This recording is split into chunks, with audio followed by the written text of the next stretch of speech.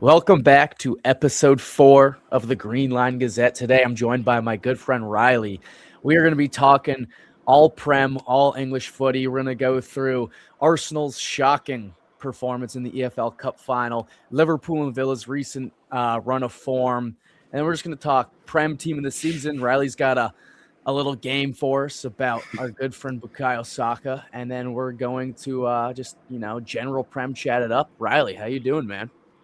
Great. Happy to be here, Luke. Awesome. All right. So let's see. We're gonna start. I'll let you take the lead here. We're gonna go. Talk to me about Liverpool, man. I mean, I had a couple things I wanted to pick your mind about. Yeah. I mean, let's just go recent form because that'll lead us in. It's got to start first of all with the 2-1 loss to Brighton.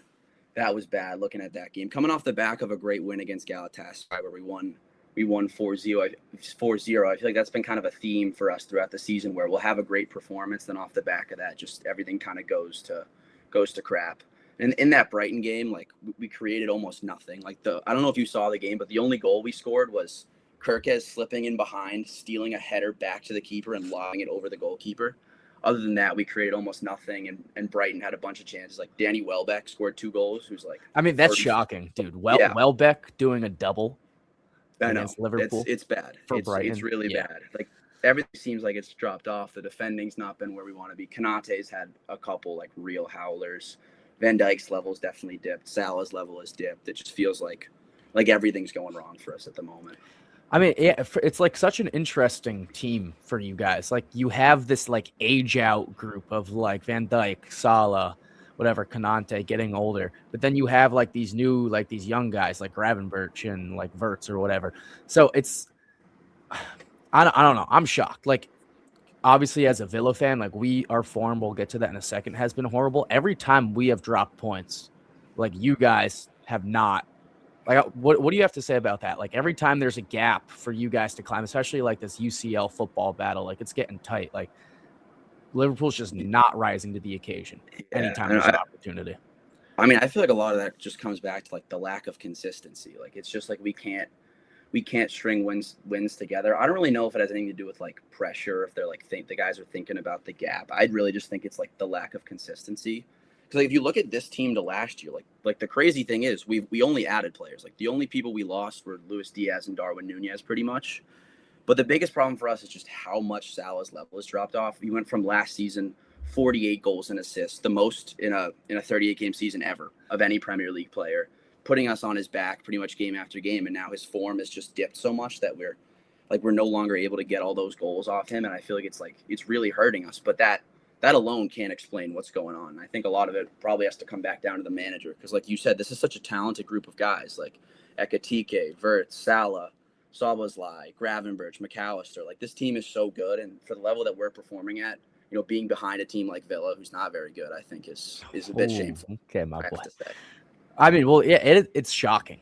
All the names that you just listed probably start in most lineups, like in the Prem and almost maybe like in the world. It might not be ridiculous to say that those players that Liverpool has can really start in any squad. Yeah. So yeah, it is shocking, right? You guys are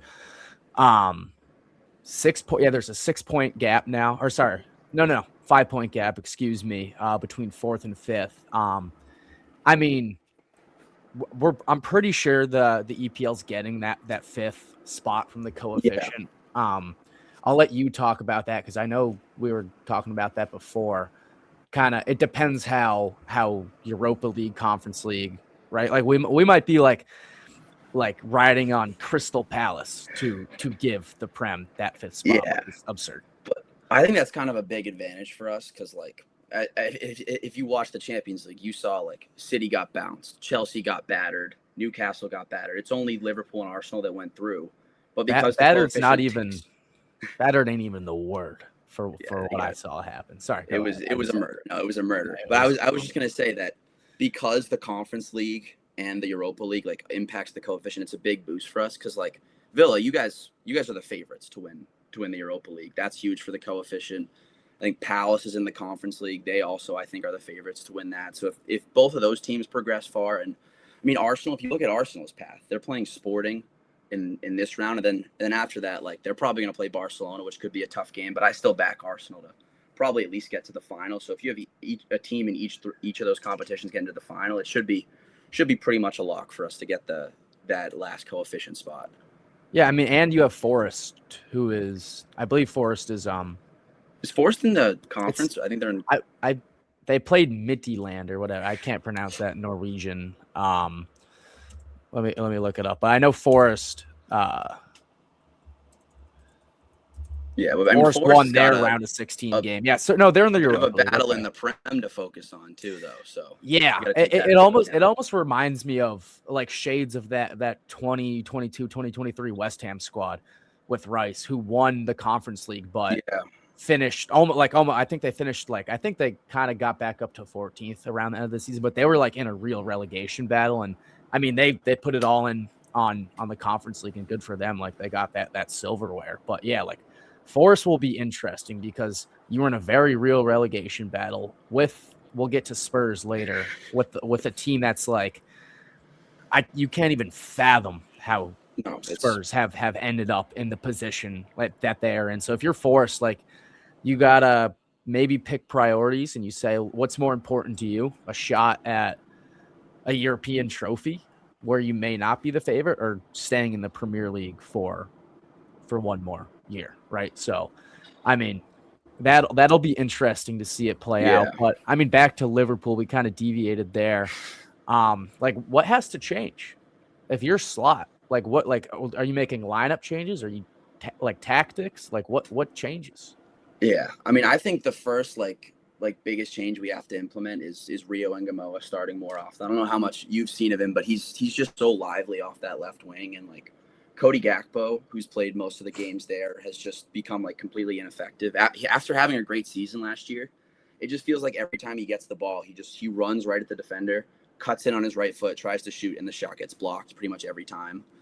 And so we're really lacking that like creativity off the wing. And then like when Wirtz has played off the wings, he's been all right, but he's not that kind of like take on exciting player. He's not particularly pacey or trying to run at a fullback. He's more trying to put crosses in and create stuff. So I think if I could pick my lineup we have a game against City coming up in like 2 weeks or a week and a half.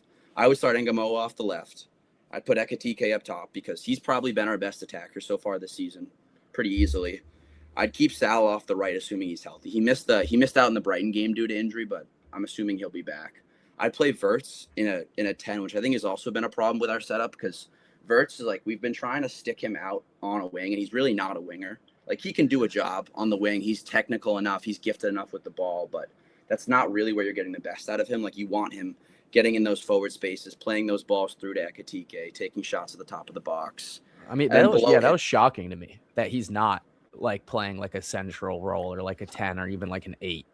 Yeah. Like, sticking again, like you said, he's serviceable on the wing. He's a good player, right? Yeah, so talented. Like, very talented, but you're not getting the most out of Wirtz if you're going to stick him on the wing. Like, for the life of me, like I can't understand like why that is happening. But I think the problem for Slot is last season that midfield three of McAllister, Szoboszlai, and Gravenberch was just so good, so effective. It was dominating games. It's how we won the Premier League so easily. So he's having a hard time breaking that up, at least at the start of the season. But I think at this point, it's pretty clear that like McAllister's not having a great year, even though Szoboszlai and Gravenberch are. So if I could make the lineup for next week, I would go Wirtz up top in that midfield diamond with Szoboszlai and Gravenberch sitting a little bit deeper than him.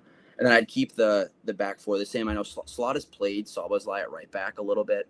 And he can do it, but I don't love him at right back. Like, his positional awareness is kind of like not always there. I think it's a little lacking against Tottenham, right, when they tied the game. That ball across into that empty gap of space where a right back should be. But because he got trapped high up the pitch, he didn't really get back into that area and ended up getting scored on. So I would go back to traditional like Frimpong, Konate, Van Dijk, and Kirkez. With the changes I set up top. I mean, who else but Richarlison to do that? I mean, it's just he always scored. I swear he always scores. It's ridiculous. I can't name like a weirder player in the Prem who just will turn up, but then just ghost for 8 games in a row and then just do what he does. But I mean, absolutely ridiculous. I I know. Do you just quickly to like break in? Do you remember that season? I think it was like 2 years ago. He had more yellow cards from taking his shirt off and celebrating disallowed goals than he had goals in a Yeah, season. yeah. Like Well, because it that's the most insane football stat I've ever heard. was it? Oh, it had to be. Wasn't it that Liverpool game where he scored, like rips his shirt off? It gets disallowed for being offside, No, and no, no. That then goal counted, and then or Jota was it scored the winner. Jota scored the Yeah, winner? he tied the game with like a minute left, and Yeah, then immediately Jota scores the winner. or it's ridiculous, or it's like he scores like it's like the meaningless goal cliche Yep. where they're already down 2-0 and like it's like the 90+8 and there's 9 minutes of stoppage time and he bags one and it's like then the game ends and it's like okay, Yeah. like what are we doing? But But then he also scored like the greatest goal ever at the last World Cup. That like yeah, bicycle. the It bike. scored I was PK for watching that Brazil. today actually, getting ready for the World Cup. We could talk about the World Cup later actually briefly, but yeah, Richarlison, some player. I want from you, right? I got a couple more Liverpool Yeah. things to pick your mind. I want you to go. We'll start with Mo Salah. What are Mhm. your parting words for? I would have. I mean, I think Premier League all time great, like Oh yeah. undoubtedly. I think that should obviously club legend. I mean, what do you have to say? Because that's got I to mean, be I tough. think first of all, I would say thank you. I'd say I love you, Mo. Like he's by far my favorite player that I've ever watched. Like people like to criticize. Oh, he's not fun to watch. Oh, he doesn't do a lot of tricks, but he scored so many important goals for us. Like I've never seen Steven Gerrard play for Liverpool, so he's by far the best player I've ever seen play in a Liverpool shirt, and he's an all-time great. Like I love him so much. It was really sad to see the kind of hate he was getting from like a small group of Liverpool fans online this season when he wasn't really performing. But either way, like I'm glad that he's going out this way and like leaving kind of under his own terms, even though he's not having the best of seasons. Like I feel like he's going to get a great reception at each of the next home games. Like they're going to be singing his name constantly again, like greatest player I've ever seen. I love him so much. If I could meet one footballer and like shake their hand, it would be Mo Salah. Or if I get one football player's autograph, it'd be Mo Salah. Like the impact he's had on this team is just incredible, and on the Premier League. Like I've seen people both on Twitter and on like BBC Talk Sport arguing, saying that he's not even top 10 all time in the Prem. I think that's ridiculous. I think he easily slots in at number 2. I don't know where you have him, but I would go Henry 1, Salah 2, and I think he's just like that kind of like impactful player. Like I said, most goals and assists ever in a 38 game season. Gonna let that sit there. 4th most goals ever, despite playing like hundreds less games than Shearer and Rooney and Kane. Still just like an incredible player. Yeah, I mean, well, I don't know if I have him at 2, but he's top 5, like But undoubtedly easily top 5. Yeah. like just it's always like I've always been like a salad. Like I've always had soft spots for other. Like I love Holland. Like I love Salah. Yeah. Like even though they don't play I for love Villa, Holland too. but like I remember Salah's first season for Liverpool, and he did well or whatever. And everyone's like one season wonder, and then he's done it for how long has it been? Has it been This is 9th 7? season. It's been 9th 9. season Oh my at the god. club. Yeah. So it was once. Not It's bad turned for in a from 9-season wonder. yeah. Now he's the 9-season wonder. Like great for him. His presence will be missed in the Prem. I think everybody absolutely. can admit that, regardless of what club you support. Yeah, all time Premier League great. If I had to guess, probably a Saudi move seems Yeah, I think that makes the most logical. sense for him. I Saudi, mean, maybe MLS, something like that. I just feel like probably he's at the gonna go point where in his the career where money he's gonna go is. payday. Yeah. So I mean, I'd be shocked to see him play for another Premier League team. Like I don't There's think no that way. makes any sense. I don't see him falling within the top 5 leagues in Europe either. So Saudi or the MLS makes the most sense. But moving on, last thing from you here, I want who is your signing of the season? Like who's impressed you the most? Because you guys spent I think $450 million, bunch of Yep. new players. Who's impressed for you, and who hasn't at the same time? I think for us it's a pretty easy answer, and it's Hugo Ekitike. Like he was a guy that honestly, like before we'd signed him, I'd never watched a game of his. Like I'd seen clips and all that kind of stuff, but he was a guy who I think we bought kind of expecting to be a backup for Isak. Like he was in that weird situation where we thought we couldn't get Isak, so then we bought him. He was gonna be like the guy. But then suddenly Isak became available again, so we ended up buying Isak too, and then Ekitike ends up kind of getting pushed back almost, but like ends up fighting his way back to that starting spot. And I know that Isak's been injured a lot, and that's why he's been getting so much game time. But even before that, he was our clear like number one striker. I think he's top 5 in the Prem in goals and assists. He's been our top goal scorer easily. Just watching him on the ball, incredible. He's got a great link up with Verts. The way he dribbles is so fluid. Like he just kind of like glides with the ball, and he'll take these massive touches around defenders where you're like, oh, he's gonna lose the ball here, but he times it all perfectly. He's just great to watch. And if I had to say someone who's been disappointing, I think honestly, even though it's a little bit harsh, I think I would say Florian Wirtz. Again, like I'm not like on the hate train or saying that he's terrible, but I think when you look at the player that we were expecting and the player you saw in Leverkusen, like he hasn't really been able to replicate that in the Premier League. And I think part of that has to go to the difficulty of the league. Like this is a trend that we see a lot, like Jadon Sancho, Timo Werner, Kai Havertz, these kind of guys were tearing up the Bundesliga. They came to the Prem and then they're almost like unplayable in some instances. And he's still been good, but he just hasn't been that world beater that I've hoped he is. But I still think he has that potential, especially if he's able to get back into his primary position. Mr. Double O, was it 19 in the Prem? It was 00 a lot. It was until mid-December, if I remember correctly. So, I mean, right, finding his stride now. Passes. There was, I was seeing compilations of just people missing his assists, and it's bad. It's really bad. Yeah. So, like, it's not all on him. XA, expected assists. Yeah. I'm sure it's a high number.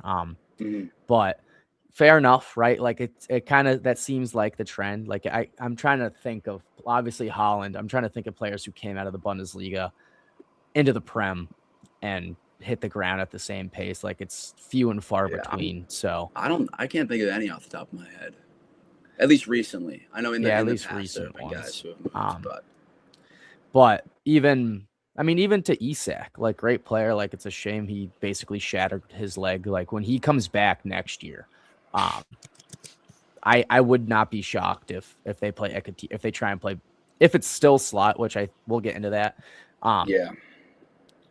I wouldn't be shocked if he plays both of them like on the pitch at the same time. Like I kind of don't see how you don't play one of them, especially when Isak is healthy. Like I know he had a slower start too. Which is a little odd going just from Prem to Prem. I mean, stuff happens, new team, growing pains, whatever. But yeah, should be interesting. And then last thing on Liverpool, slot in, slot out. What's the call? I hate to be negative, but I have to say, I mean, you know this. I was texting our group chat watching the game. I think at this point you have to say slot out, which feels crazy to say because when he came in, you know, like we absolutely dominated the league. Like not many managers win the Prem in their first ever season. Like I don't know the number, but it can't be a lot.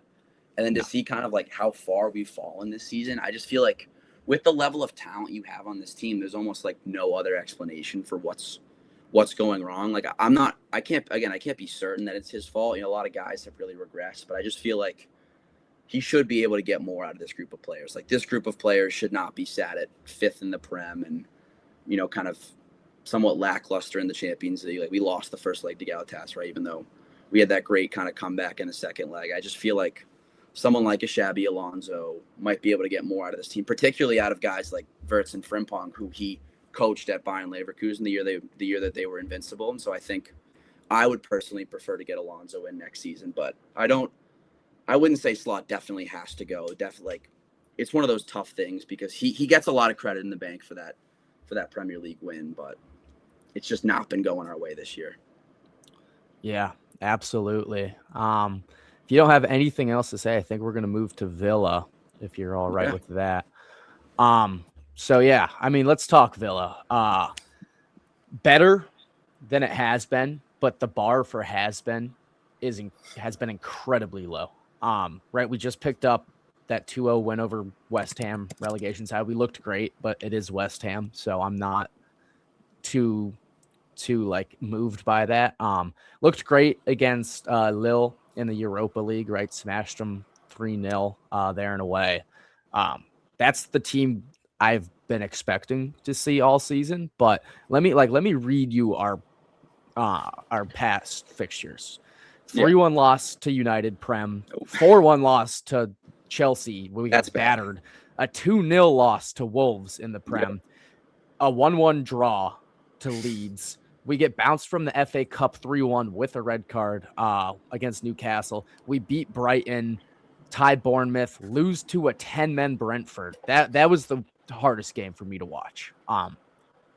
Absolutely ridiculous that we had 55 minutes and we could not break down a 10-man Brentford side. And then before that, like, we had been playing quite well. Like, I'm not sure too much like where this drop off in form came. Like, we beat Tottenham before they were really, really bad. We beat Fenerbahce. We beat Newcastle at the St. James Park for the first time since 05 in the Prem. So it's been hard. I mean, injuries have played a huge part of this. We just got McGinn back. Ever since McGinn's been slotted back into our midfield, it's been a world of a difference. We're still Camara, out for the entire season.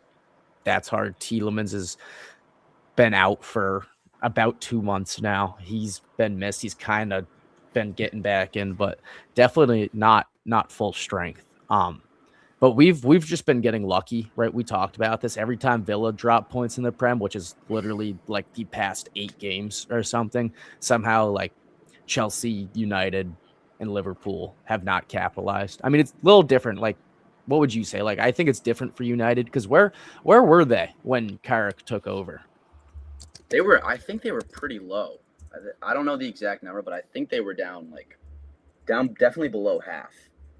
And so like their form since he's taken over has been really good. Let's see if I can pull that up. But like, yeah, I would definitely say it's different. Like Villa, like you said, have been kind of on this like weird pattern. Didn't they start the season off losing? We lost 4. We didn't lose. We dropped points in our first 5, but we didn't score a single goal in 5 games. Oh, wow. So. Yeah. And then we battered you guys 2-0. And then you just got this like great run. And then your form's dipped again now. And so it feels like it's just kind of been like almost like a roller coaster. We won 12 games in a row from that Liverpool game, I think, until like we beat City, we beat Arsenal again. Like we have had Arsenal's number for the past 3 years. Like we lost them. We made them lose the league the past 2 years. Like that was us. Yeah. Which is like, it just feels good, especially with the Emery connection there, how they gave them the boot. Like, so I'm sure it's personal, but like, as for the recent form now, I'm like perplexed. But I want to get your take on this.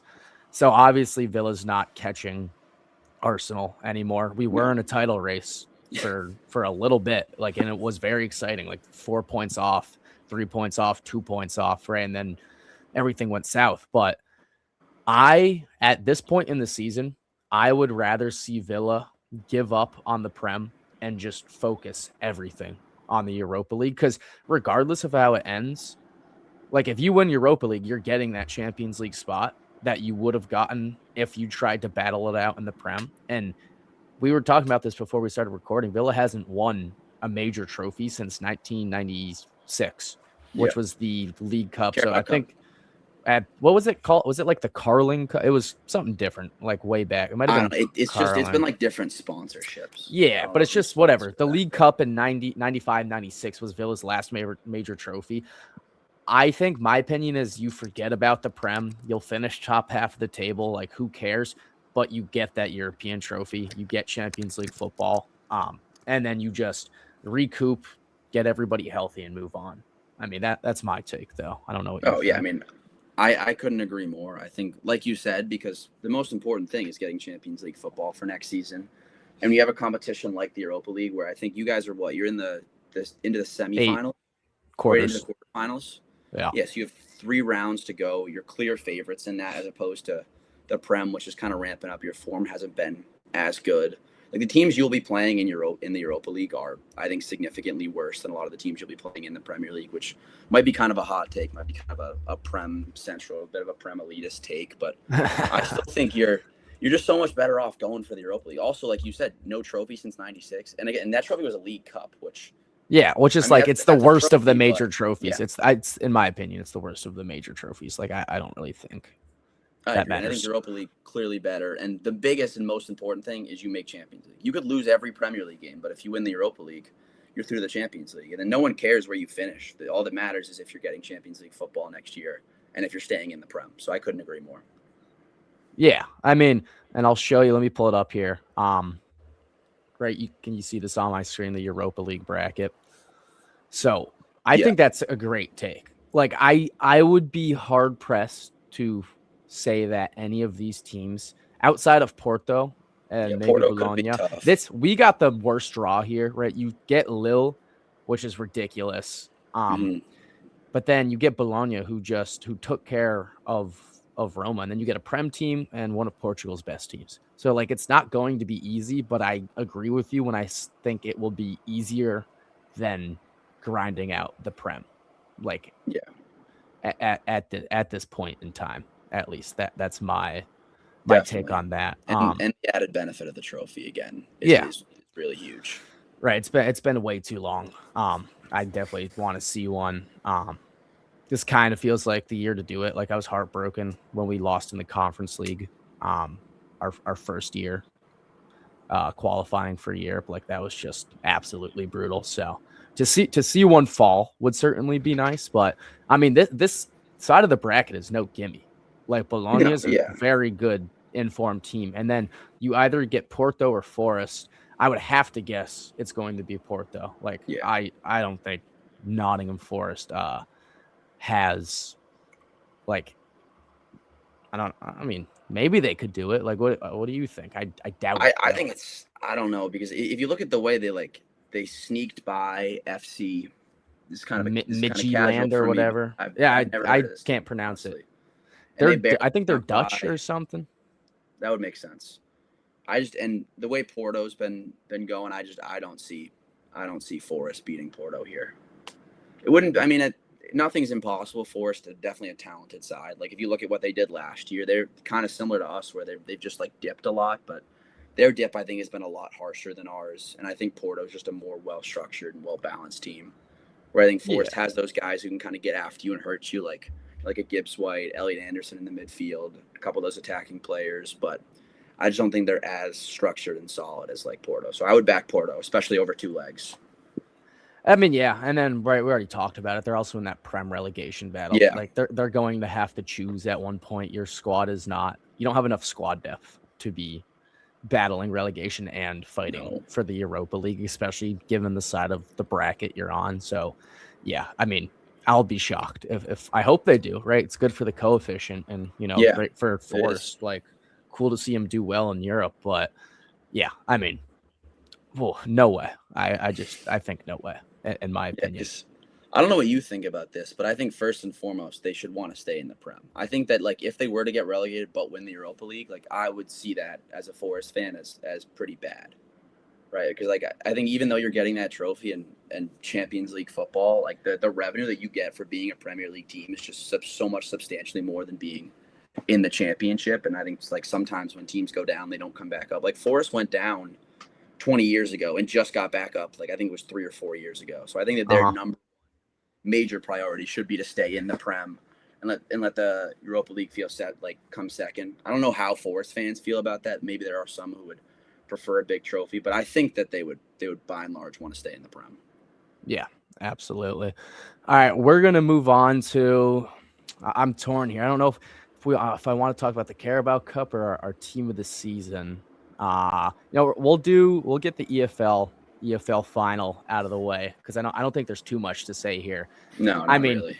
Pep just absolutely outclassed Arteta. I mean, I'm sure everybody has seen the video at this point of City's press, how they let Rice, Saliba, Gabriel with time on the ball, Kepa with time on the ball, and they had not a clue in the world what to do.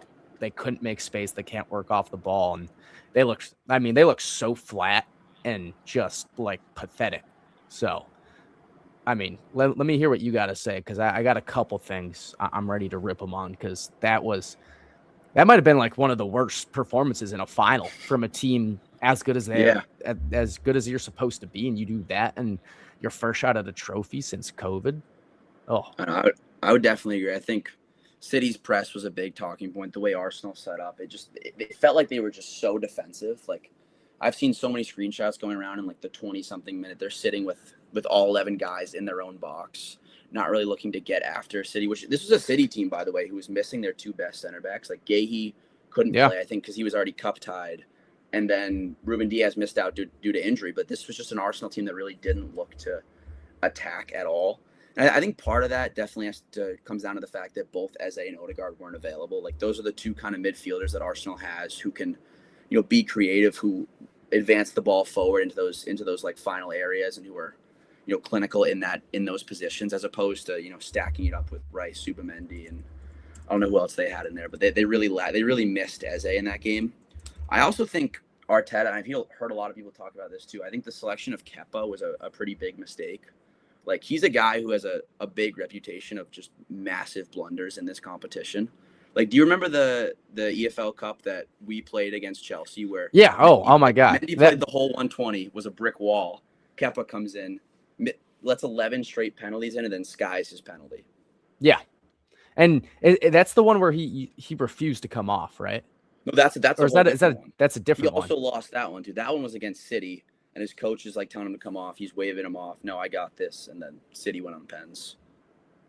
But yeah, I mean, he was clearly at fault for the first goal. Ball just slips right through his hands behind Nico O'Reilly, who, I mean, we got to talk about him. He had a great game. Yeah. Oh my God. 2 goals from the young left back. He looking like he might be England's #1 guy at the World Cup at left back. I think if I'm Thomas Tuchel, I'm starting Nico O'Reilly. I don't know what you think, but I think he's been incredible this season. Yeah, I mean, absolutely nuts player, right? Obviously that first goal, like you said, horrible blunder. Took the wind right out of their sails. Not like they really had any anyway, to be honest. They had those like 3 quick shots at like the 20th minute where it looked like they were going to score. Then that was about it. But yeah, just O'Reilly, he is so class. Just like it's insane. He's so good. I see Tuchel giving him the nod. Like I don't think that's a ridiculous statement to make. Like, to be honest, I'll bring it up here. Let me put this on the screen. Right. So here's that press. Arsenal. I do not understand how you are you are leading the Prem. You are seemingly going to cruise into the UCL final, or at least the semifinal, and you can't break the most simple, like, lackadaisical press. It is mind-boggling that they struggled with this. And like, I think this exposed Declan Rice, his off-ball creativity is zero. This exposed the two great center backs, Saliba and Gabriel, are not decisive enough. They're not good ball carriers. They can't be trusted with the ball at their feet. They're not confident enough to move the ball up the pitch. And obviously we're talking about it. Everybody's talking about this. If you're Arteta, like, you have to assume that everybody's going to prep for you in this exact way. And I don't see how you deal with this. You can't just teach on-ball confidence to your back four and I get Raya wasn't playing, right? Whatever. Yeah. But you can't just, what are you going to teach on-ball confidence in a week and then roll? No, definitely not. No. Makes no sense. I mean, I do think there's something to be said, though, that like maybe Arteta kind of got it wrong, didn't tell his guys how to break through that press, because like Saliba and Gabriel, they have good ball playing ability, but like you said, when you let them kind of just sit on the ball and you mark all their options and let them be totally free is when they really struggle. Because I think most teams, what they've kind of tried to do is pressure those center backs, make them make quick passes and quick decisions, and that's kind of where they've been able to shine, right? Like somebody has to be open if you're getting pressed, and they'll play it quick. And Raya's been a huge part of that. Like, he's been one of the best ball playing goalkeepers in the Prem. I mean, I think a lot of it has to come down to, number one, the way you set up, but also I think it really comes down to the midfielders, because when those two center backs, when Saliba and Gabriel are sitting there with all that time and space, like someone has to be open for them, right? Like they need a ball to be able to play to someone. And a lot of times in the game, they ended up looking for Gyökeres over the top, which I don't think you could have less of a threat. If you're a City fan and you see someone running towards your goal, I don't think you're less scared of anyone than Victor Gyökeres. I think like you said, you nailed it. Like, I think Rice needed to be a lot more aggressive in this game, be willing to take the ball with his back to goal, or be facing his own goal and turn and take the ball upfield. I think that was kind of the real problem, is that lack of ability from Rice, or that lack of tactics from Arteta. It's hard to say which one it is. And it was hilarious because they kept playing like balls over the top or through Yeah. balls to Gyökeres, like if he was as if he was magically going to get faster. It was pathetic watching him like run after. Oh my god! Like, I was just laughing. I laughed every time they did it. Honestly, me too. Just pissing the ball away. Like but Gyökeres's hold up play is out of this world. I mean, he can't even get the ball. It's ridiculous. No. And then when he does, it's just he never does anything with it. Like it's loose touches, it's misplaced passes. He is probably one of the least threatening strikers in the Premier League right now, in my opinion. Despite having scored a lot of goals, I think a lot of them have come against like Leeds. No, it's all relegation fodder. He has like 11 goals. Yeah, Forest, I think. It's nothing impressive. No. And then I also want to pick your brain about this because I know you see this with Szoboszlai and Slot, but in this around the 60th minute, I think it was, Arteta put Declan Rice at right back. Like you're trailing, they're already trailing 2-0, so it had to be like almost 70th minute probably. Yeah. In a moment of the game where you need to score goals, you can't take your supposed best playmaker and stick him on the right wing back. That it is, I could not. I didn't understand. Like, I understood you had to get Ben White off and you wanted to get attackers on the pitch, so maybe you would think to slot Rice there, but you have to keep him in the midfield. This is supposed to be your guy. This is supposed to be your quarterback, your general. And putting him at right back, that's shocking, in my opinion. Just shocking. I know, yeah. I completely agree. Like you said, like Arsenal fans talk up Declan Rice's ability on the ball, how good he is going forward. You won't stop hearing about the 2 free kicks he scored against Real Madrid, even though I think those are the only ones he's ever scored in his career. The only ones he's ever scored in his career. That's right. Yeah, but I mean, if he really is that kind of player, like why is Arteta not pushing him forward? I mean, I can kind of see that maybe the idea is, like you said, you want to get another attacker out there, and you're like, oh, we'll just move Rice back. But Rice has been, I think, one of their most important players in moving the ball up this season. Like Arsenal haven't really had creative attackers who have scored goals at all. Like a lot of their goals have come from their midfielders like Rice, Subamendi, Gabriel off set pieces. And so I think it really just kind of exposes the lack of ability of Arsenal to create anything from open play. Like they really struggle to make clear-cut chances. Like their kind of whole thing, I feel like, is just trying to get the ball near the box and then trying to get it out of play for a corner or just spamming crosses in. And so I think Arteta's plan is to put him on the right and just have him spam those crosses in. But the problem is they had a hard time even getting into City's box, especially at the end. Like they were just, Cherokee was taking the piss out of them. I don't know if you saw that. Juggling. Oh, everybody saw it. Yeah. It was a total disaster. I think it did really expose their inability to create from open play. Yeah, and that's a Cherokee masterclass, by the way. He absolutely baited White into that yellow card, and then White could not even come near Doku because if Doku takes a dive, you get another yellow. You're now 2-0 down playing with 10 men. So you have to sub White off the pitch, which they did.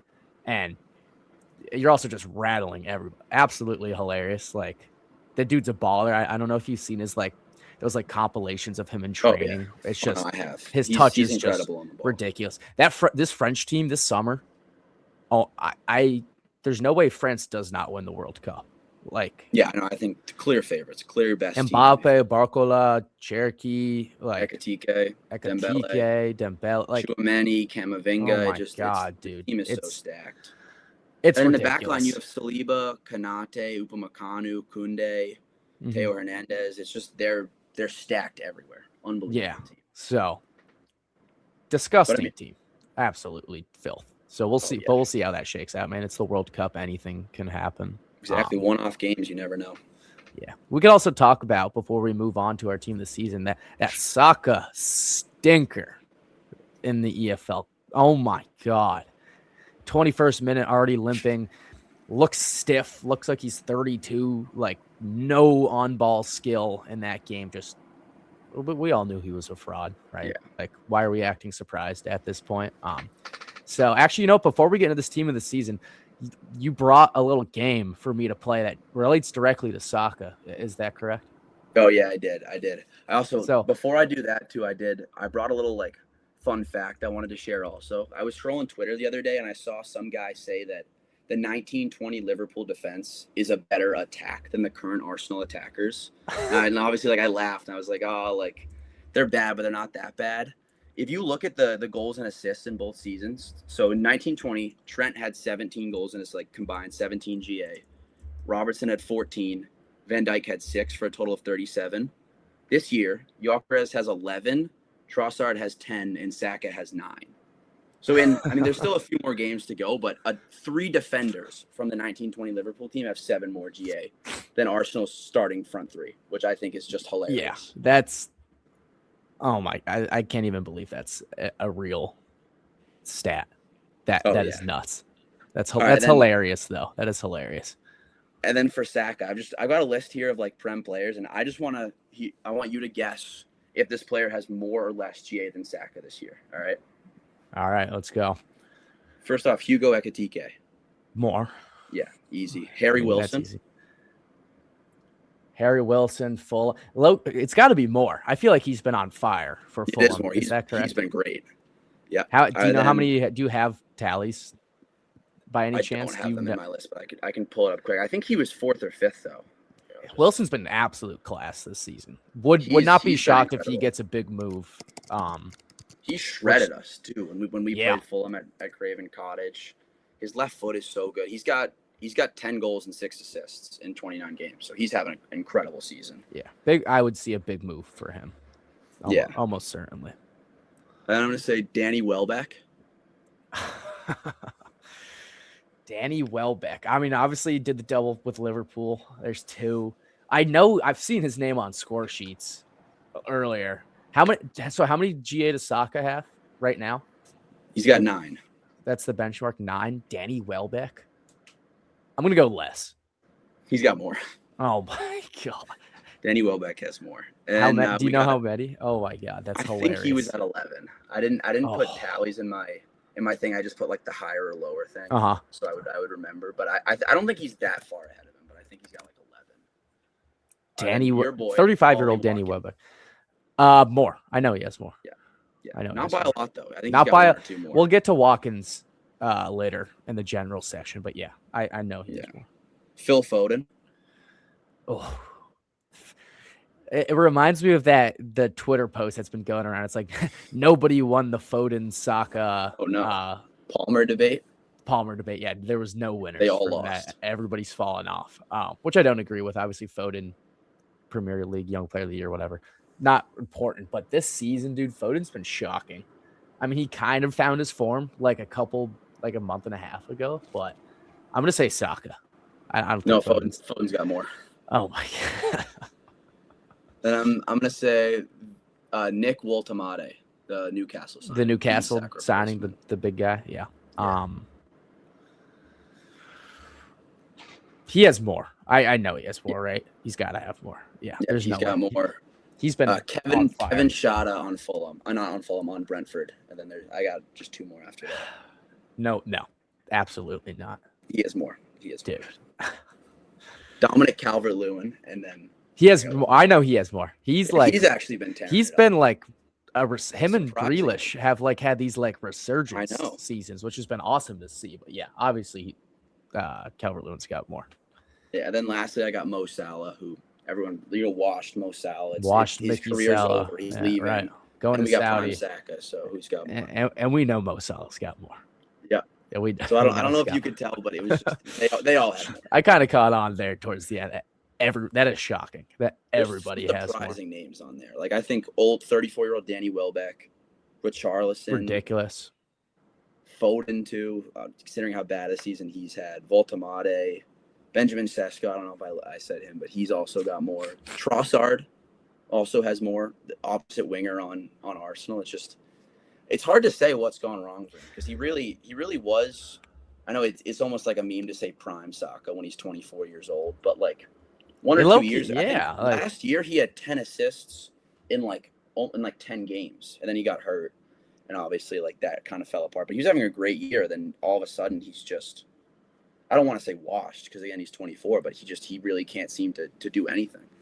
Yeah, absolutely, and. Crazy that Foden has more GA because Foden just gets slandered online just everywhere for. And I feel like Pep, he never starts him too. No, he gets no time on the pitch anymore. He's been like phased out, which is sad because I liked him as a player. But yeah, absolutely shocking. I cannot believe like what you just said is real. We're gonna move on.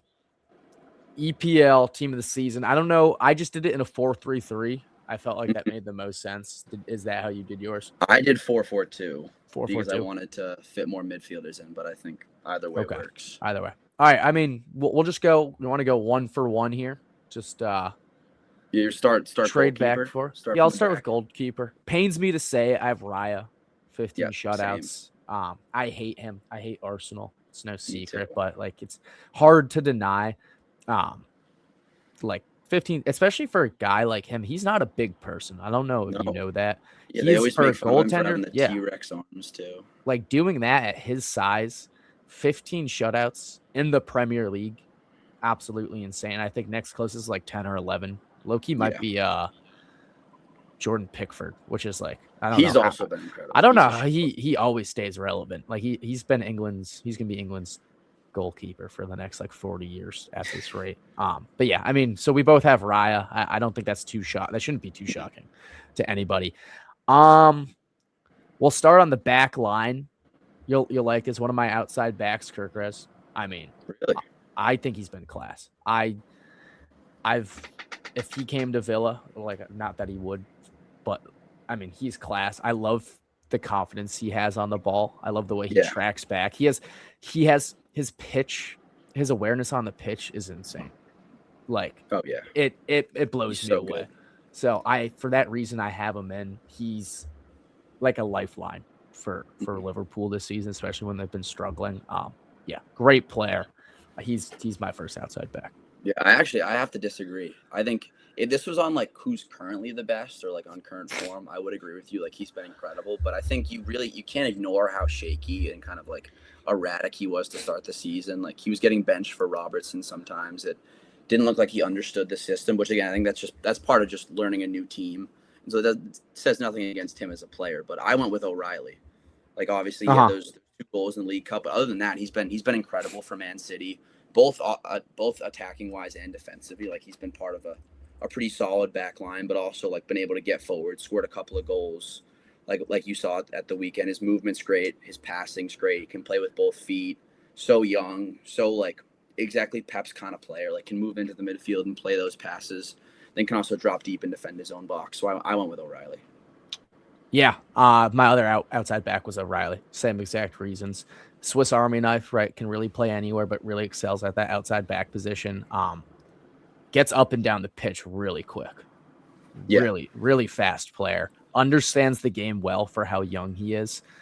And the fact that you're getting real minutes in a Pep side at your age is absolutely insane. He'll get the nod come World Cup, I think, no doubt. And yeah, for obvious reasons, he's my other outside back.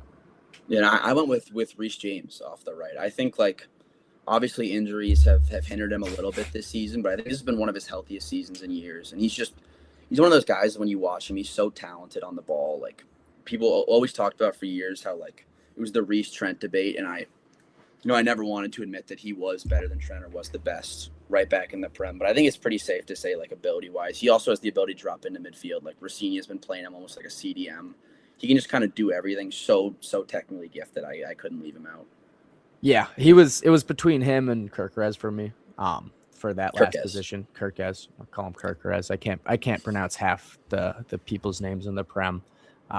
Actually, you remember that video that was going viral a couple of years ago, like the TikTok guy? He's like in the midfield at Brun, Nunch. Like, remember the guy that would overpronounce? Yeah. I always think of the Portuguese, the like full correct Portuguese. Bruno Fernandes. Bruno Fernandes. That kills me. I could never do that. I don't have the phonetics for that. All right, moving in the midfield, I have 3. You have 2. We got to do center backs too, right? Oh my God, yeah. Wow. Great catch there. I know that's so Saliba. boring. You don't want to talk about it. Yeah, Saliba for me. Again, another Arsenal player, kind of hard for me to put him there. But undeniable. I like him better than Gabriel because Saliba fouls less, in my opinion. I don't like how Gabriel, like you saw Gabriel, my boy. Okay. You saw the way he does a lot of shirt grabbing, and it's hard for me to call that real real defense when you're Yeah. just grabbing at shirts and ripping people's shoulder downs. I think Saliba is the fundamentally sound and better of that pairing. And for that reason, I mean, Arsenal's defense has been absolutely insane this year. That's what's keeping them in the place they are. So for that reason, I obviously have Saliba. Yeah, I mean, Saliba is not a bad shot. I went Gabriel. I think he's Really? been the more impactful of the two. I think the biggest thing for him is all the goals he scores. Offset pieces, like Yeah. that's a big part of their offense. Like I think without him, they lose a lot more than they do with Saliba because Saliba doesn't really have that same kind of attacking prowess. Mm-hmm. And then in terms of like defensive, like I agree with you. I hate the way Gabriel plays. I'm not a fan of him whatsoever. But I mean, if referees aren't going to call when he's like rugby tackling guys in the box or ripping people to the ground, like you can't hate on it. Like at the end of the day, he is one of the biggest parts, along with Saliba, why Arsenal's kept so many clean sheets, and he's objectively good at what he does, even if it's awful to watch, and in my opinion is really hurting the Prem overall, like the way Arsenal play. You still have to like respect his importance and his talent, especially in a team that's so bad going forward. Like for them to be this clear, it's really it comes down to how good their defense is, especially at scoring goals. Yeah, absolutely. My other one, this was hard. I went with Ruben Diaz. Okay. I really like how he plays. He's been playing exceptionally well, especially since the new year. This was a hard one though. I kind of was going back and forth. I know Gahey hasn't played a lot, but I think when he does play, is a very, I put very, Gahey in. Yeah. I just don't think his, I guess this is a little hypocritical because I didn't do it with Kirkes, but his start of the season with Palace was a little shaky, but at the same time, like it's Palace, right? Like you were one of 11 players on that pitch. Not everything can be your fault. I'm going to go with Diaz, but Gahey was a very, very close second. Yeah, no, exactly. I think it's pretty close between the two, but I just lean towards Gahey. I think he's been, a little bit better than Diaz, but with center backs, it's always hard to tell. It's hard to pick out who's exactly the best, but they've both been really solid. Yeah, absolutely. All right, now we're going to go to the midfield. I obviously have Bruno, first player. He picks himself. He's gonna break the single season assist record. There's no way he doesn't. He's at 16 now. Record is 20, set by it was De Bruyne. De Bruyne has it. I think it's a shared record. It's shared. It's De Bruyne and I think Henry has it too. It is Henry. It's Henry in 2004. Yeah, Henry in 2004, and then De Bruyne in 23, both 20 assists. Bruno already at 16. It's tough though. Like Mo Salah last season was at 18 with 4 or 5 games left, and everybody's saying, "Oh, he's gonna break it," and he just didn't get another one.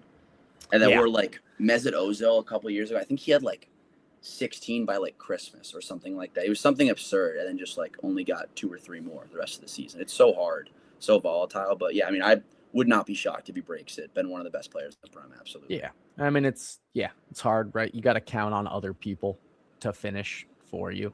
I mean, you can make, just like Verts, you can make the most beautiful passes in the world, but if whoever's on the receiving end is skying it over the bar, it's not going down as an assist. So tough luck. But yeah, no, exactly. And then my other midfielder, I went Declan Rice. Okay. I think. Yeah, I don't know if I agree. Despite not being so great in the Cup final, I think he's been one of Arsenal's best players this season. Number one, as much as it's dumb and annoying, he had so much value on corners. One of the reasons they're so good off corners is his ability to deliver that cross in and always find the head of someone. He's a big part of that. Mm-hmm. He's also very sound defensively in midfield. He sweeps things up a lot. He's pretty good carrying the ball. Again, that wasn't very good in the Cup final, but I think throughout the course of the entire season, he's been pretty good progressing the ball when he's played in that number 8 role. And I think that just because of how good Arsenal's been, you can't ignore his contribution. You have to respect everything he's done this season. Yeah, absolutely. My next one, this was tough. So I was between Morgan Rogers, kind of a homer pick. He was been absolutely class, by the way. Hasn't he been playing more off the wing though, or no? Or do you? Yeah, he's kind of been getting moved around. And recently, this applies to all of Villa's squad. They haven't been playing well, right? No, especially in the Prem, which is what this is curtailed to. So I will Szoboszlai. I think he's one of the best I've midfielders in the got him too in my world. last spot. He might be the best midfielder in the world. If not, he's top 3, top 2. I don't think this should be a surprise to anybody. He is just world class. Like his free kick taking ability. That's who Arsenal fans think Declan Rice is. Yeah. Like this is an actual free kick taker. That's who Szoboszlai is, and he is just, again, starts in any squad in the world. That goes without saying. We'll see how he fares second half of the season. But yeah, no doubter from you. Yeah, no, definitely. Again, like you said, the free kicks. Like I think he's one free kick off tying the all-time Premier League record in a season. He's got 4 direct free kick goals in the Prem, 1 in the Champions League, which is just absurd. And beyond that, like just the way that he plays every game, like he's always the hardest runner. Like he covers the most ground out of anyone on our team consistently, playing right back, playing as a deep lying midfielder, playing as an attacking midfielder. It doesn't matter. His work rate is just incredible. And then his ball striking technique also is just insane. So I completely agree. One of the best in the world and gets into any side. Yeah. And then for me, next one, I went Cherky. He's been playing that midfielder role. City bought him for 25 million. Yeah, which is incredible. That's a bargain. I do not understand how he was being sold for so low and how City of all teams are the first people to pounce on that. Like, credit to them. World class. I mean, made a fool out of Arsenal in the EFL Cup final. That was just embarrassing for everybody on that wing. And then all season, he's just been that glue that's been keeping. What I would say is, I say they're a struggling City side. They still sit second in the Prem, right? But I mean, they are struggling for Pep's standards. Every time Arsenal drop points, City seem to follow in suit. So, in terms of that, they are struggling, and I think Cherky is their saving grace right now. He's just been, again, world class. I think for France this summer, we already said this, it's going to be insane. France is, for those who don't know, France will be at Babson College. They're going to be playing in Foxborough too, right in our backyard. Probably won't be able to get to a game because tickets are like $8,000. Yeah, it's all another issue that. Yeah, but maybe we can get to Babson or something, watch a training session, because I mean, this guy is insane. Bottom line. Yeah, no, couldn't agree more. I instead went with Semenyo, so I did kind of like a line of 4 because I picked 2 strikers up top, but I mean he's not really a midfielder. Like he really is a winger, but I've kind of put him at like a wide midfielder. Like at Bournemouth, he was incredible. First game of the season, scored those 2 goals against us, and then picked up by City. He's just like kept it rolling from there. Like I think he's been the best out and out winger this season. Like Cherky's played on the wing, but I think he's done a lot in the midfield as well. And like I wouldn't hate the shout of Cherky over Semenyo, but I just think as an out and out winger, who I wanted to include one, he's been by far the best. Yeah, I mean, and I counted him as he's in my front 3. I also have Semenyo. Oh yeah, perfect. I mean, just like for every reason you said, and perfect storybook ending. By the way, he scored that. It was like the 90. I get so happy talking about this because like I love moments like this. It was the 90. What was it? The 90+5. His last ever game for Bournemouth. He bags that outside of the box. Just beautiful strike. They win 3-2, and that's his last touch ever. Like as a Bournemouth player, that's just incredible. Storybook ending. Again, I feel for Bournemouth fans. It sucks that it's just the nature of being not a Big Six club, right?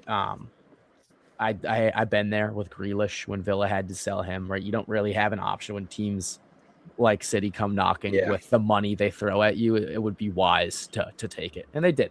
But yeah, obviously, I think is it 15 or 16 goals already?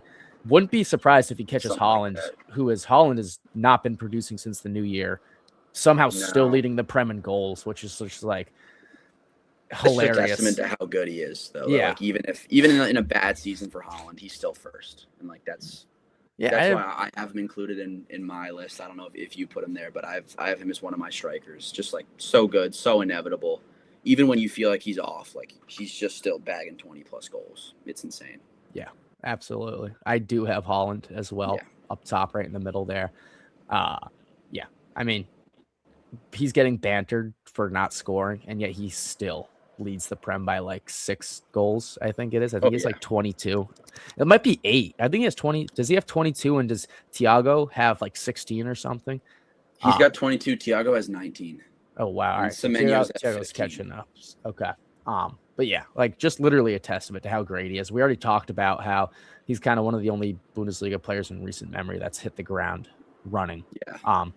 Going to shatter every if he stays in the Prem. Like there, I don't know if you've heard the rumors that people are saying he's looking for a move to like either. I think it's Madrid. I don't know how much I believe that, to be honest. Because people say are like City's struggling or whatever. But if he stays in the Prem, he's shattering every goal Oh scoring yeah. record, no doubt. He's also is he still leading or is he's not leading the Prem in assists, but like He's third. he's up there. He's Is got he is he 7 third? Is he assists. third? He's got Yeah. 7 assists, which is just insane for his play style. The kind of Yeah. physical finishing striker to have 7 assists is just a testament to again how incredible how much of an incredible player he is. And even when he's not scoring, right? You saw this in the Carabao Cup final. I know we make fun of Gyökeres for drawing the attention, but Saliba and Gabriel, were collapsing onto him while Declan Rice would track back from the defensive midfield. He would take 3 defenders, 3 of their best players on the pitch, and that's why O'Reilly was so open. That's why the pitch was so open for everyone else to create, because Holland like demands that respect for good reason, obviously, with 22 goals and 29 GA already. Yeah. It's March. He hasn't scored. He hasn't really done anything since January. Hell, that's a better GA tally than most people ever have in the Prem. So obvious reasons I have him in. And then last one for me. I know you'll like this. Ekitike. We already know I'm very impressed by his play style. That. Yeah. I think he's Liverpool's best signing, just like you do. Again, he probably starts in almost any squad. France, again, just going to be absolutely disgusting with him. And then I don't think there's much to say. Like if you watch the Prem, this should be a given. So I know. I love him too. I went Igor Thiago as my really. And now that I'm looking at it, like I do kind of wish I went Ekitike, but I was trying to fight off that like homer bias because like Igor Thiago's got 19 goals, which is kind of incredible on playing for Brentford too. I think that you have to think about that. Yeah. Okay. This is not a great team, and he scored 19 goals. Like I think halfway through the season, he smashed the record for most goals in a Prem season by a Brazilian. And there's been a lot of great Brazilians like Willian, Roberto Firmino, and like he's just been like I think Brentford they lost Mbuemo, they lost Wissa, they lost Ivan Toney 2 years ago, and you just think like, oh, there's no way they have another great striker like that. But he comes in and just is already scoring more goals than any of those guys. I think you can't ignore that. But I think as a player, I would take Ekitike over him. But I just think you have to respect the guy with 19 goals. Second. Ekitike only has 11. If you look at the breakdown, that's 8 more goals. In fairness, though, Thiago has 6 of those goals are pens. So it's 2 more non-penalty goals. So it's a lot closer than it looks. But I would just lean Thiago based on what he's accomplished this season. Yeah, I mean there has to be something in the water in Brentford. Oh yeah, because Ollie Watkins came from Brentford. We bought him really? in 2020. He was a Brentford signee, right? He's not doing great, but he almost won Premier League. If Holland didn't exist, he's probably won that award 2 years ago. I think it was just an insane season. He almost went 2020. Brentford. They must there must be some. It's definitely not their manager because they've shuffled those in and out. But there's got to be like a position coach or some scout that is just like just the level of talent cracked. Up top is ridiculous. I don't know, but hey, I really respect that Thiago pick. I mean, doing it in a side like Brentford, not easy, no doubt about that. All right, so that was our team of the season. That was a good segment. I like your takes there. We're going to round off today's episode, just general Prem talk, whatever you want to bring to the table. We can chat that up. Yeah, no, definitely. I mean, I think the big thing in the Prem right now is obviously the title race. I mean, I think it's pretty much like done and dusted. I don't see Arsenal from the position they are losing this to City. I mean, I think the EFL Cup win for City is kind of a big boost. Shows that Arsenal like are beatable. But I just think that like their ability to like bully teams in boxes and just score goals off set pieces, like they don't really concede many goals. Like lower sides are gonna have trouble scoring more than one goal. And I think it'll be hard for a lot of teams to keep Arsenal off the score sheet with the amount of corners they're gonna get every game. And with how shaky City's been, I just don't see City catching Arsenal. I think the interesting thing though is the race for top five. I think that's pretty open. I think we were talking earlier, like Villa could drop out of there. I personally think Villa's going to hold. I think it's going to hold. I think Villa will hold. I think Liverpool will hold because of how poor Chelsea have been, and Chelsea will stay in sixth. But it's so tight that really anything can happen there in the top five race. Yeah, absolutely. And then let me pull it up here. So here's Arsenal's kind of remaining schedule. Bournemouth, there I think we'll say 3 points. They beat Man Bournemouth City without Semenyo, so and we'll do the disaster scenario. So City has a game in hand. We'll say City wins. They're now trailing by 6 points. They beat Arsenal here. All right, so now they're trailing by 3. I want to say 3 points from Newcastle. Again, Newcastle's a strong side. They've kind of been struggling recently. But like you said, is that game at St. James's or is that at the Emirates? Emirates. Yeah, I don't see Newcastle taking points there. We beat them 4-1 at Anfield, and we've been really struggling. We? Yeah. Okay. But yeah, so like Bournemouth at home, 3 points. We say they lose to City, 3 points Newcastle, 3 points Fulham. I mean, actually, I don't know. This game could go either way. Fulham, right? Like they beat you guys. Harry Wilson. Yeah, it's hard to see. Have been decent, but again, it's still Arsenal. They're still just going to beat you down. Another 3 points. I think they have to be favorites in every game they play. Yeah, obviously West Ham, and then this 3-game stretch to the end of the season, just West Ham, Burnley, Crystal Palace, 3 point. Should be 3 wins. So this is Arsenal's season to lose, right? You said that you think it's done and dusted. The only way they lose is if they somehow screw this up. Yeah. And then if you look at City's back end, I would say it's tougher, right? So you got Chelsea here, then you have the Arsenal game, Burnley, Everton, who's been in great form. Yeah, Everton, right? You can never count them out. Tough. We were just talking about how Thiago and Brentford have been doing well. Bournemouth, no problem there. And then Villa, you never know. Villa always seem to play up somehow to the levels of the higher teams. But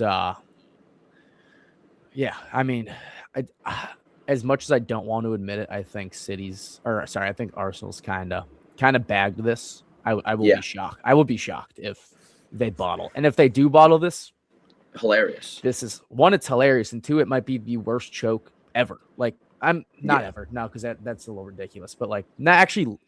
It might be considering like the circumstances. Oh my god. When they bottled it like 3 years ago, like that one wasn't as much of a bottle because I think they were 8 points clear, but they had 2 unplayed games against Man City, which like that can be a pretty big swing. Like City won both those games. They're also a young team, so like that one. I think this would be a lot worse because they are clearly the best team in the league. City have looked really shaky throughout the season. Like last 2 games, they dropped points to West Ham and Nottingham Forest, 2 teams in relegation battles. Like, and Man City took a combined 2 points off both those teams. So I just think that anything less than winning the league for Arsenal from this position, I think any Arsenal fan would agree, is just shambolic. Yeah. That segues us into the last part of the show, Tottenham relegation battle. I mean, what has went wrong? Because I have no answer. I do not understand how it has gone so poorly. I don't know if you have any insight here, but this is I mean, it's shocking. Because I think if the club could pinpoint what was going wrong, they could fix it. Like they're a huge club worth a ton of money. They have one of the nicest stadiums in England. Their squad is not the best, but I think they have easily at least a top like 7 or 8 squad in the Prem right now. And the inability for them to win games is just like, is almost dumbfounding. And they've gone through 2 managers now. They're still like, it just feels like there's this like kind of aura around Tottenham, or like this like magical thing that's like bringing their players down. Like they look so defeated. Like it seems like they've already given up despite their quality. Like they struggle. Like in the Nottingham Forest game, the last game of the weekend, they lost 3-0, but the XG. If you look at the XG, it was like almost the same, and it just kind of feels like it's almost like destiny that they're going down. Like there's nothing they can do to stop it, even though they are such a talented side. Like I think that it's more likely that they go down than not, especially given how well West Ham and Forest have been playing lately. Mm-hmm. Like West Ham just took a draw off City before losing the game to Villa, but West Ham have been in good form. Forest just battered Tottenham. I think they won their previous game as well. So like the way things are looking, I think Tottenham might go down. Yeah, I mean, there's West Ham 29 points, Tottenham 30, Nottingham Forest 32, and then Leeds with 33. Like it really can go anyway. I mean, you can look at the schedule. Like Sunderland, that's going to be tough. Brighton, Yeah, I think they lose that game. I think they lose to Brighton. Wolves, oh my goodness, Wolves have been good, especially they've been good. They beat but Villa, they beat Liverpool. That's the nail in the coffin. If they lose, yeah, I think Wolves that's that a key takes game. Everything out. Hopefully, Villa can take care of business. I mean, you never know with us, to be honest. Leeds, maybe they get their first. Would you? I think Leeds are the favorites in that game as well. Wow. I mean, yeah, and they're then Chelsea, pretty good. Everton. Calvert-Lewin's been great. I think, except for the Wolves game, I think just looking at pure betting lines, I think Tottenham wouldn't be favored in any of their upcoming games, or at least shouldn't be by like any respectable bookie. Yeah, I think it's going to be tough for them. It's going to be about like scrapping a couple draws, fine, like getting that Wolves win. I think will be huge because if they can beat Wolves, if they can get a draw against Leeds, and then if they can get like one more draw somewhere else, that might be enough. Because I'm trying to. What was the last Prem game Tottenham won? Has it been before? I think it was like. Was it this? Is it this December 9th game right here? It was against Palace. They beat Palace 1-0, I think, in December. It was late December though. Late December. Yeah, it was like the 28th. 1-0 on the 28th. My goodness, they haven't won a Prem game this calendar year. That's insane. And they have like 3 or 4 draws, and that's it. So like on form, it looks like they're going down, which is crazy to say because you would never think a team that big could get relegated. No. I mean, and then an interesting point that you also have to factor in. So say it goes as bad as it can and Tottenham go down. What their lineup, all those players in the squad, they're leaving. Oh yeah.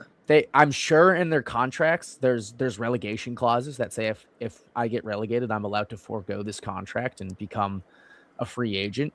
Even if they don't have those, nobody's going to want to stay. They can't pay them anymore. They don't have, I mean, they'll get the parachute funds, but they won't have that Prem money coming in.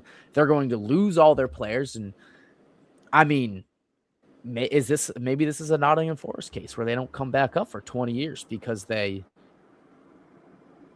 can't rebuild in the championship because everybody leaves. And I mean, the club's already a mess, and it has been in the Prem. Like, what kind of club wins your first trophy since maybe I think it was 2008 when they won last year Europa League? Yeah, but then they sack them, and then you sack your manager who wins things in his second season, as he said.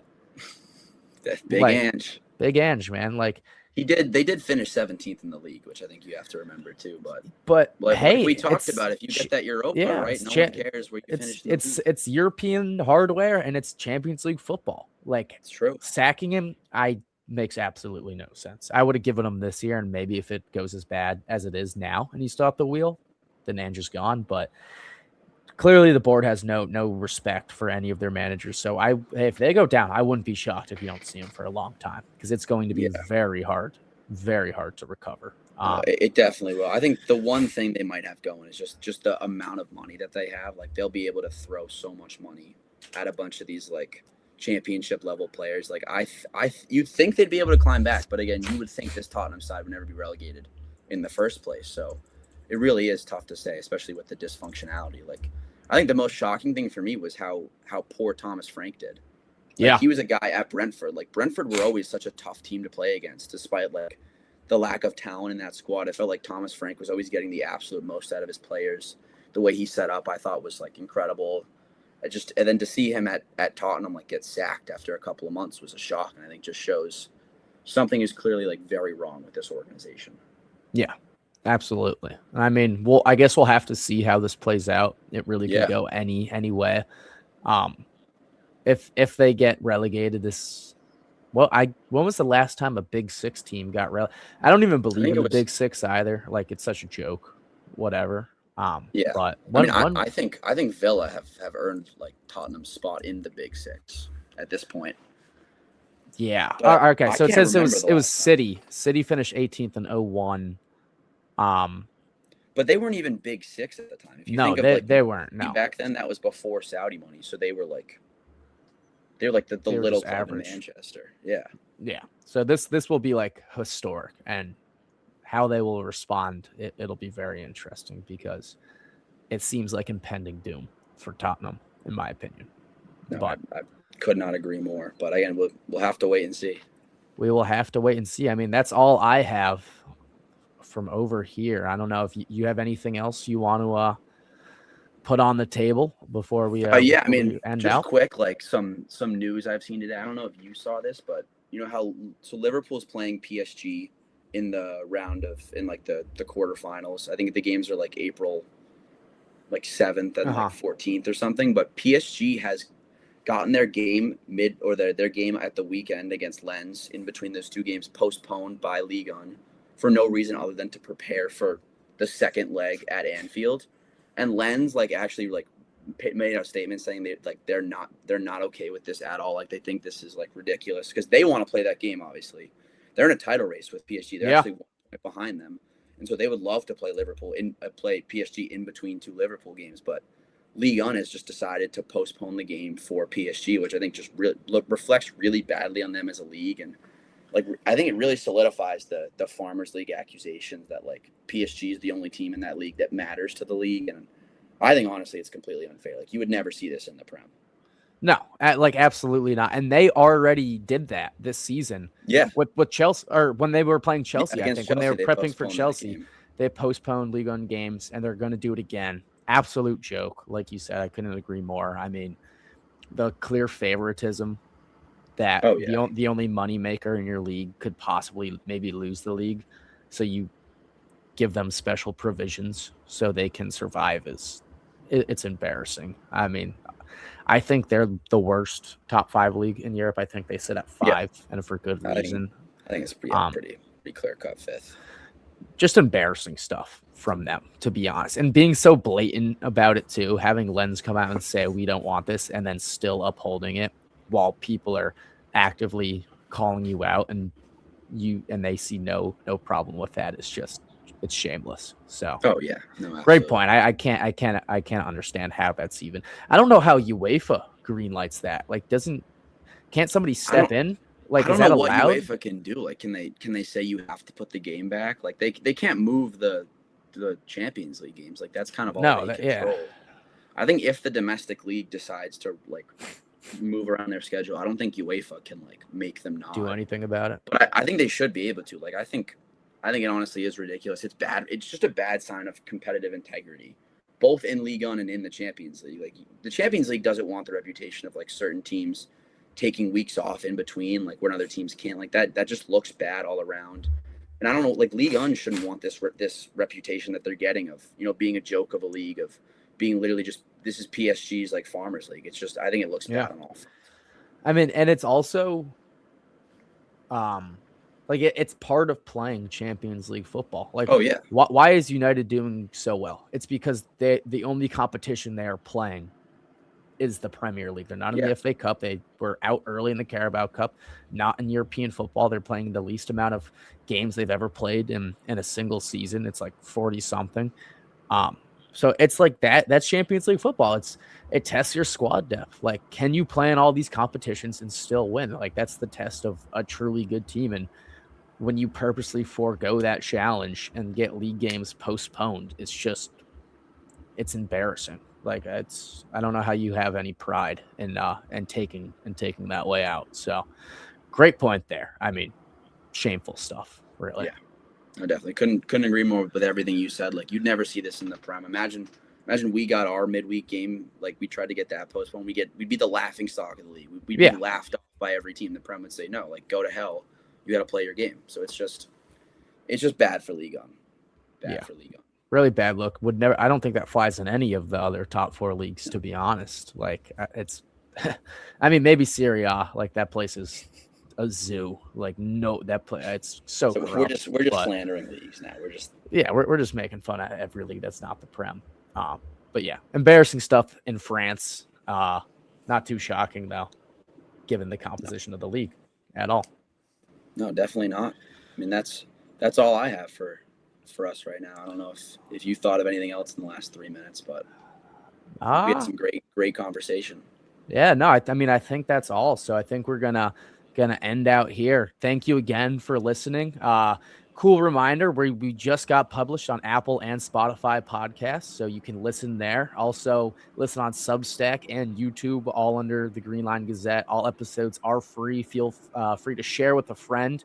Riley, thank you for coming on, giving us some good ball knowledge. You're one of the few guys I trust here at BC to give a valid take on the state of European football. So thank you. Absolutely. Thank you for having me. Just glad you didn't choose Pat Bloomquist for this job. He actually got a lot of flack for episode 2 for his shocking March Madness takes. So.